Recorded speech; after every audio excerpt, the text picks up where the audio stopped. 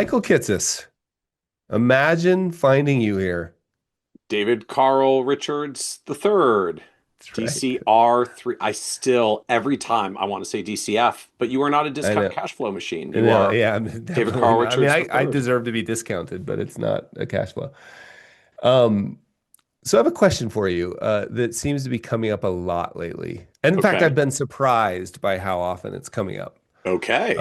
in conversations with advisors. And the question is, how do I get my retired clients, maybe even not retired, but how do I get my clients that have secured retirement, if you will, to spend money, right? And I've been so Oh, so not the how do I get my spenders to save? How do I get my savers to spend? I've actually been really, I mean, I think I've always, this has always sort of come up over the years that like often we're working with a subset of the population who, by their very nature, had a series of habits or some luck or some whatever, and they're in a situation where they've got more money than they're going to need, and they may have even been delaying gratification, and that's why they have this money.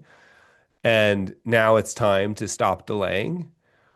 And so this has been floating around, my work, and I'm sure you've run into it, and advisors ask Oh about it. yeah. How do I get? But I've been surprised at how much I've been asked this last like 4 months about how do we get clients to spend the money. So what do you like, let's before we talk about how do you actually do it, what do you make of the question itself?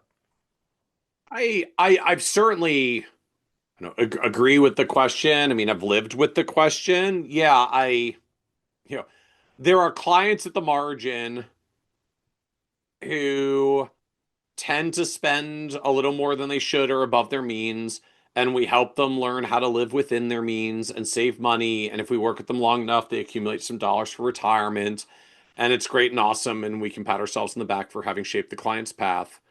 But in practice, I think the reality is we as advisors tend to disproportionately work with people who have a proclivity for saving and like a good future orientation in the first place.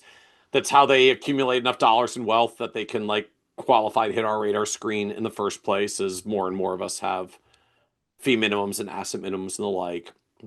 And so on the one hand, I do feel like as we've gravitated more towards retirees and the AUM model, a lot of us spend less time coaching clients to save than maybe we used to or in the early years or early career because we tend to get them further along on that journey.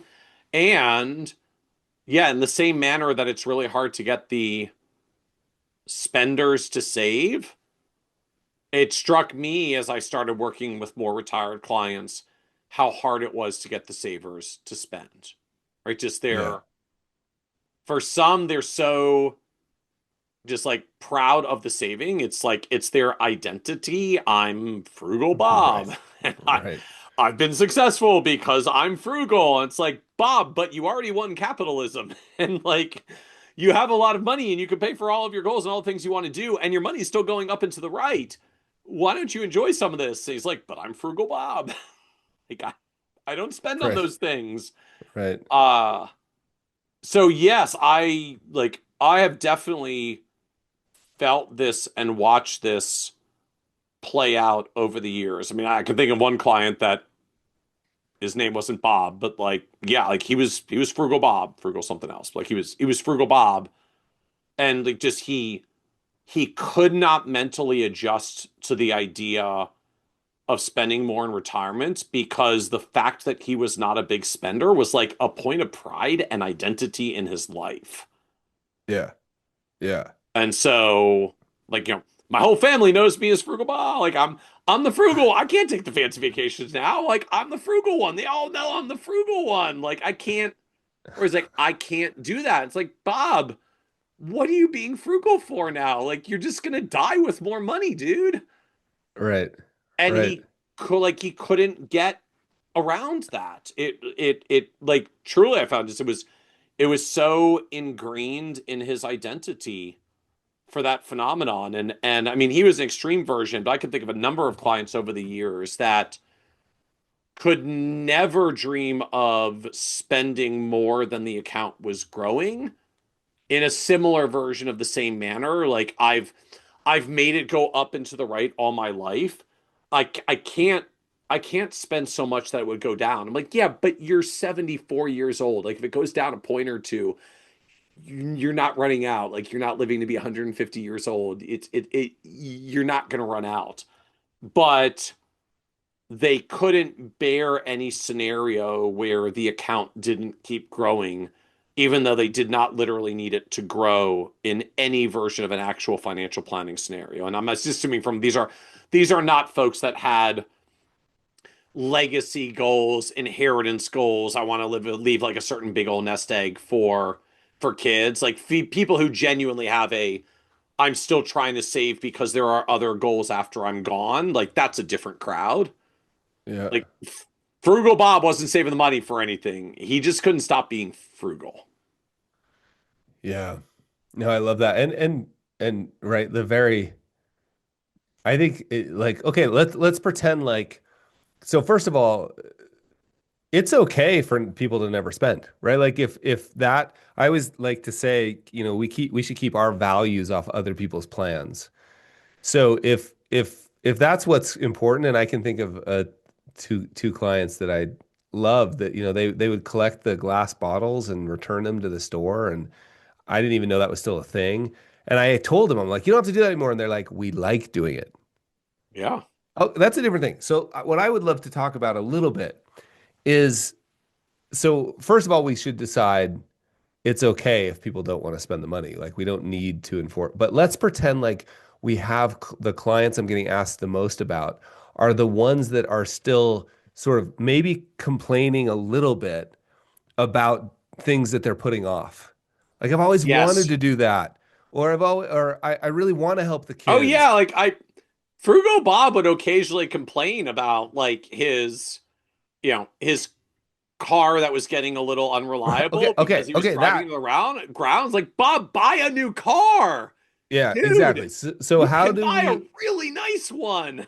yeah, And he's like, but or do you know what 10. the maintenance would be? I'm like, you can afford it. Right, right. Buy the extra warranty.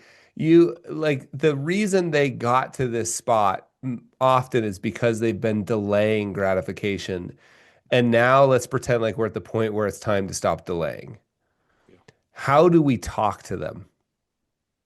Honestly, I don't know that I have great answers for this. I mean, I can tell you what I did that very rarely worked in any particular Okay, well, let's start um, there.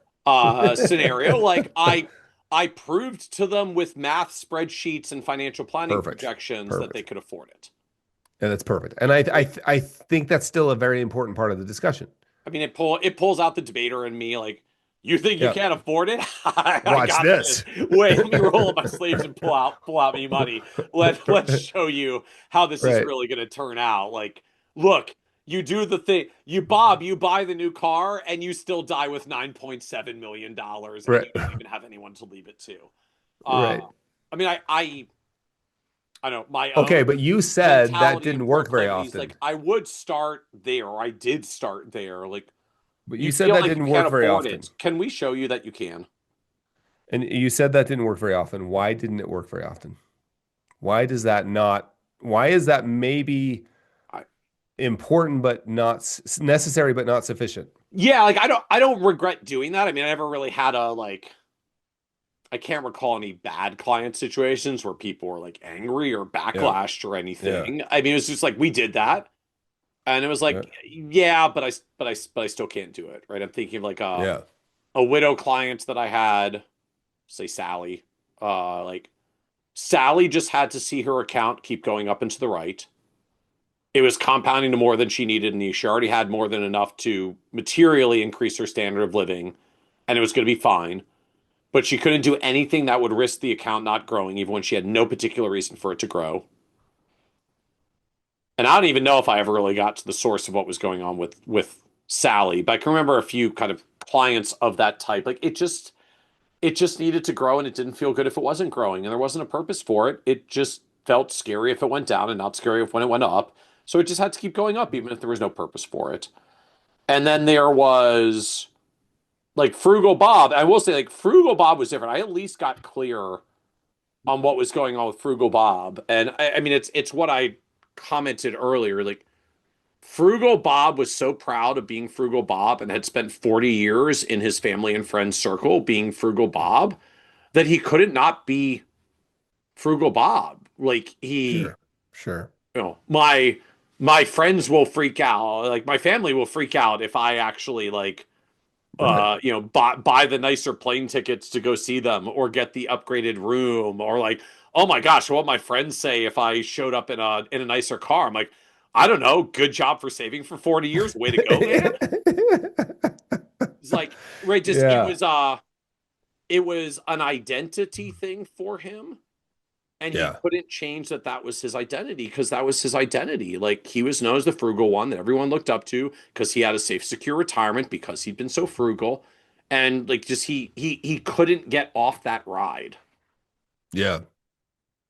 Yeah. So here's a couple principles I think to me have been really important. Number one, um, we um if we understand, especially after the facts and figures discussion, if we understand that this is irrational behavior, it's irrational to know that you could spend the money and be fine and want to spend the money but not be able to. This doesn't it Mm-hmm. doesn't There's not reasonable, right? Yep. And if somebody's acting irrationally, generally the last thing they want is somebody to reason with them, right? Like try that with a teenager. Like it doesn't really work very well. What they want, what it's a different problem. And the different problem is, and you're pointing to some of it, Yep. like identity is a really important one. Um, Habit, you know, I'm like just I became a financial planner because I didn't want to become a psychologist. yeah, I That was know, I my know. major I moved away from. Yeah. So, but what I think, what to me, where this comes down to is like, uh, a discussion around sort of why and discovering this identity piece is really good, right? Like, hey, my friends, and so then I think the conversation it starts around what do you do anytime you want to change a behavior or anytime you want to, okay, this is we're asking them to do a thing that they are not good at. What do you do anytime you try to learn a new thing that you're not good at? You practice. And And so I do that's say where, like exposure therapy. yeah, well, yeah, Practice well, sounds better. that's but like, yeah, exposure therapy would be appropriate too. But you practice. And so that's where these conversations have led for me of like, okay, I totally get it. You've said that you would, man, you'd really love to, you've got a grandson that really wants to take sailing lessons. You guys live by the shore and you used to sail and you'd love to go with them, like give them that opportunity. And maybe you'd even take the lessons with them, or maybe you just sit on the shore and you take them there and come, like you'd really love to do that. And the lessons cost I don't know what sailing, let's say they cost $1,000. Yep. That's a lot of money for a lesson. Yeah, I know. So you've also said you really want to take a trip to Europe. Like you've been thinking about that forever. In fact, great story from Alan Smith about a woman in Wales, one of his clients in Wales that had more money than she'd ever need. And a bunch of her ancestors had left Wales to go to Argentina. She'd always wanted to go to Argentina to see the Pumas, the Argentinian national rugby team, play the Welsh national rugby team. She'd always Mhm. wanted to do that. So like we've got these ideas of what you've even got specific things you want to do. I could never do that. It's too expensive. So we're gonna just practice, right? And you could break this Okay. down as far as you want. Like I've had people practice because they bought into the I can't buy coffee, but I love coffee at a coffee shop, but I can't buy coffee because Susie Orman told me I can't buy coffee. Like No, we've no, had David Bach told me I can't buy coffee. David Bach told me or David Ramsey, like I don't know who it was, but one of those people waved their hands on the internet and said you can't buy coffee because and so we're gonna have them practice by I want you to go to the coffee shop, right? Take a friend. This would be crazy. Buy their coffee too. It might be $22. For And two then cups of coffee, Carl, that's mortifying. it's insane. It's Park City prices. Are you kidding me? It's New York. So could could you just and let's just start noticing what it's like to practice something that we're not good at, right? And then And then depending on the degree, like maybe it's not your job, but I kind of feel like if I knew a client really wanted to go with their grandson to sailing lessons, that I could make a real impact in at least two lives by helping them get better at spending the money. And that's what Alan Smith did. Alan Smith kept after it for a couple of years, as I recall. He wrote about this in a book. Alan's a great London-based planner. And she finally went. Like he introduced her to a travel agent. He helped book that. She was like, I can't handle that long of a flight. You will book a lay flat bed. You could charter a plane. You could do it every year for 10 years and it wouldn't like it was kind of that level of Yep. proving. And even after all the proof, she's still like, okay, okay. So he just worked slowly over time. She went and she said it was one of the most important things she ever did in her life. So whether it's the cup of coffee, I think the answer is practice. Like you're out of practice. Like and I think you make it a game. Like this is crazy, Frugal Bob. I'm going to ask you to practice spending money. Like I want you to get good at it in service of what you've told me is important. If these things aren't important, let's talk about that. Let's change the plan for sure. But if this is important to you, let's practice getting better at it. I think that's the only answer to the question I'm getting asked over and over and over is how do I get clients to stop delaying gratification and enjoy their lives by spending money? Is practice. S- So there was a piece there that you said at the very end that you also brought it back to, for instance, something tying back to values or what's important. Yeah, if these if and I think I maybe use the word if these goals are important to you, if these activities are important to you, but underneath those would rest some values, right? Like I really value like using the sailing example, which is I mean I think like sailing. What else have I heard? I've heard I'd really like to help my kids get into a home, right? They just finished graduate school. They're in their 30s. They're moving to their first place that they really want to actually they could see themselves staying there. I really want to help them get it, but I can't do that.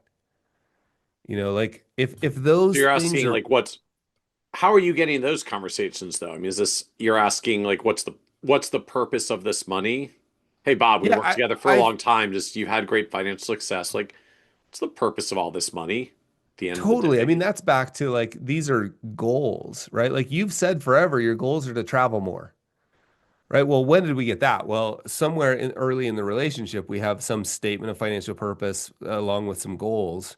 And, the statement of financial purpose could be something like experiences with my family. That's what I love. And then you would at some point say, hey, let's put a little framework around experiences with your family. Let's put a little framework around. Like, how would that show up? Like, what do you like to do? Well, we like to go to the cabin. Okay, cabin. Do you have a cabin? Yeah, we have a cabin. Great. So keeping the cabin's important. Could we put some framework around that? We'll call it a goal. Yeah, keep the cabin. Travel. We love to travel. Okay, let's put a little framework. Like this is goal clarification over time that we and I have talked about. Let's put a little framework around travel. Like, what would it look like? What's your favorite kind of trip? Oh, we're pretty simple folks. We just love to go to a national park every year. Okay, national park every year. About how much would that Let's put a framework around it. We'll call it a goal. Would you really like to go every year? Yeah, totally. What do you think that would cost? Oh, I don't know. $2,500 because we like to rent a Suburban to drive. Okay, $2,500 for a cat. So now we're in the position you haven't done it, right? You've told me it was important. You haven't done it. I kind of feel a little obligation to say, hey, can we solve this problem? You've told me these things are really important to you. Man, I know, but that trip now, I mean, I thought it was 2,500. It's like 4 grand. You could go every month for the next 10 years of your life and not make a dent in your plan. Okay, great. That's the facts Oh, and now you got back to figures. the spreadsheet. I'm good Yeah, with that's the facts and figures. Now I need to move to, okay, are we clear there? Yeah. Okay, now why don't you do it? Geez, it just feels wrong. Okay. Is it wrong? No. I hear you. Let's practice. How could we practice? okay, Could you and just that's go, where okay, then let's practice. yeah, and even like, you also told me that, going to the art museum often, especially with your grandkids, is really something you love. How much does that cost? It's $50. Okay, so it's not 4 grand for the national park trip. It's $50. Could you do that? Like, what are we waiting for? What if you did that? How long would it take you to plan? 2 weeks. Okay, could you do that 2 weeks from now? I kind of feel like this is a fun game to get a little bit up in somebody's face in service of what they want. Right. Now, again, they reserve the right to change it. You know, I don't like art museums. I don't want to go to the national park anymore. I love just being frugal, Bob. Cool, man. I I don't know, I'm trying to map to conversations, client scenarios over the years. Like I feel like the gap to me, so I think back on those folks, like they didn't they didn't have a lot of goals. They didn't set a lot Mm, of goals.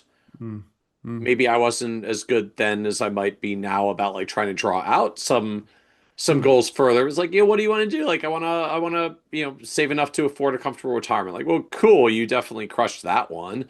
What else? Like, I don't know, like we live a pretty simple lifestyle. We're happy. I'm like, oh, cool. I I don't don't think really there's have anything anything wrong. I can put in my spreadsheet for Yeah, I that. don't think Right? there's, There's a like, I but don't I know, don't think there's a anything wrong with failure to that. dream phenomenon that I feel like comes up Yeah, sometimes, yeah. right? Like they, Sally so accepted the life that she created for herself that happened to make the account like always go up into the right forever that, she didn't particularly espouse any other goals or desires or things that she wanted to do. And I don't really believe she had like no other goals in life or things that she would want to do that would be fun and positive and uplifting for her. But the conversations were something to the effect of like, well, what else would you want to do with your money and this wealth if you can, like, I don't know, like we're pretty comfortable. We live a simple lifestyle. I'm like, cool.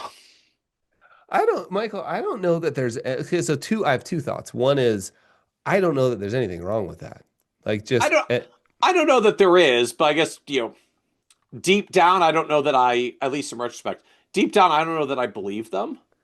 yeah, so that's my I second think I thought think they is, settled their goals to their spending habits. They didn't lift their goals up to what their wealth could could yeah. could allow.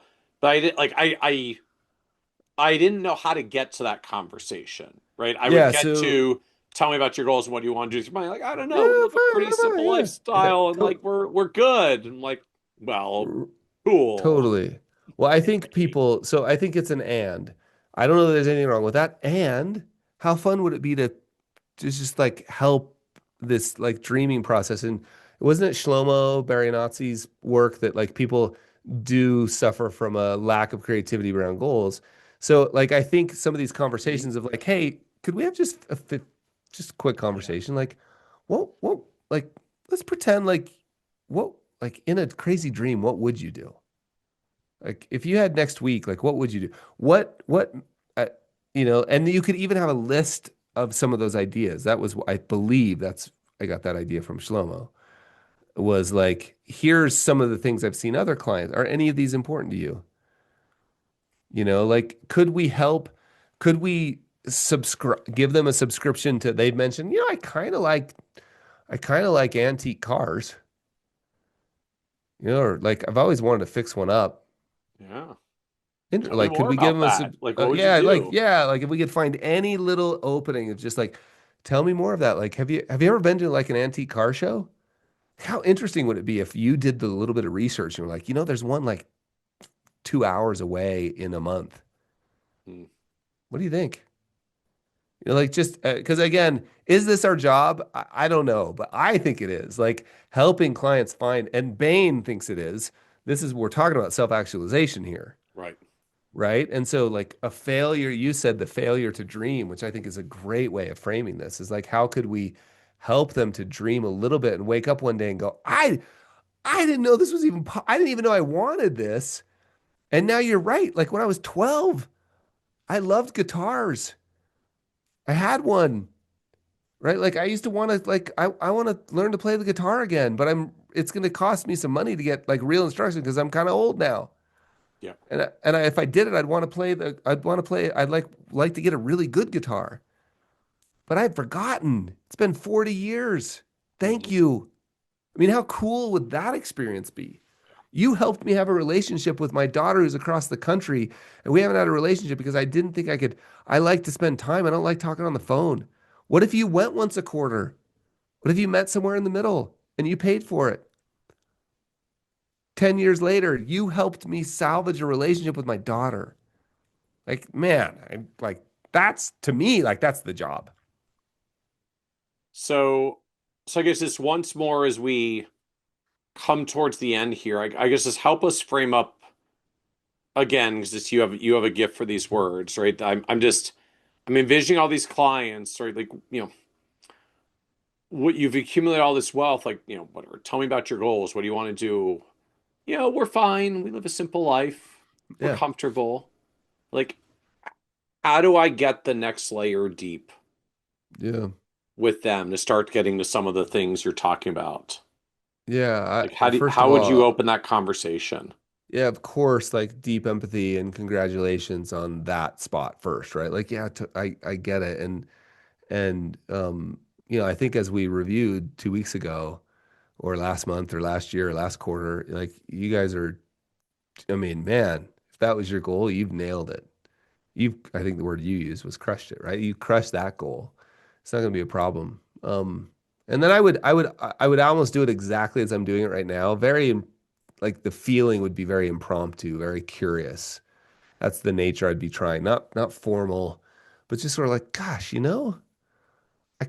was, Hmm. you had mentioned, like if they've mentioned nothing else, they've given me nothing so far, and this is Mhm. the first time I'm trying to discover, I would just be tempted to be like, um, I would be looking for interests. And one way I'd look for interests is like, hey, just curious, like what in your free time, what do you find yourself reading, Hmm. watching, or listening to? Do you have a magazine you subscribe to? Do you listen to podcasts, Sally? You have a favorite podcast? Oh, wow. Tell me more about that. Yeah, I love this one. It's about Hmm. this lady who started a garden. Like, oh, that's interesting. Tell me more about that. You know, and so and then maybe that's the end of that meeting of just like, I got some interest. I'd be careful to not rush into these things. But then maybe that same meeting, maybe the next meeting, I would be like, I'm just curious, like, if we were just dreaming for a bit, just having like a kind of like, there's no pressure here. This is just a fun thought experiment. You mentioned, is there anything with gardening you'd like to do more of? Are there any like you mentioned like, or if we were just dreaming for a second, you know what else is good? And I think I heard this from Megan Lertz. If I gave you an allocation every year that had to be spent on fun, Ooh. I think they used happiness. If I gave you an allocation every year that you had to spend on happiness, how would you spend it? That's a Hmm. great question. Oh, I wouldn't. All right. Well, no, if you don't spend it, it goes to the federal government. If you don't spend it, you lose it, right? Like it's You gone. can do the extreme accountability. If you don't spend it, it goes to whatever your like least desirable That's opposing exactly. charity. I used to do that a lot, but now it's gotten so contentious that it's like not even really a fun conversation. But like, yeah, it's just gonna go to you're gonna lose it. Actually, if you don't spend it, it will be taken out in cash and lit on fire. Oh, Like it's that's good. in That other words, frugal like it's Bob will not like that. in other words, like it's gone, right? I'd just be interested in Don't light the money on fire. You have to use it. how many kind of questions could we ask that would just open up space?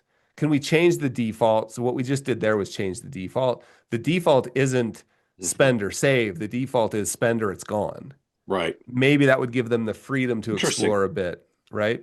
I like that. That's an interesting one. If I gave you an allocation every year that you had to spend on happiness, how would you spend it? If you don't, it ignites.